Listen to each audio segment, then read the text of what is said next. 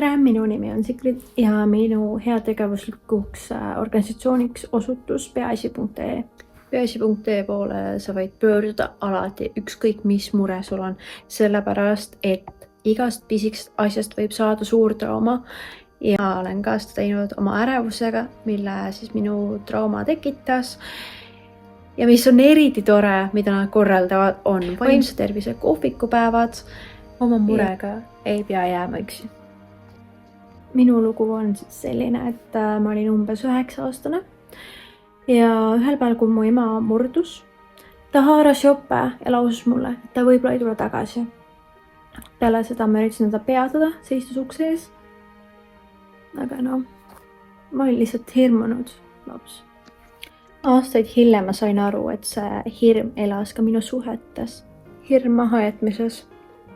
Valu, mida ma ei olnud päriselt läbi tundnud. Ja siis ütles mulle keegi. Sa juba tead vastust. Ja tal oli õigus. Kui ma lõpuks emale andestasin, hakkas ka kordumuster kaduma. Ja sellepärast ma usun, et vaimne tervis algab aususest ja julgusest, mitte oma valu peita.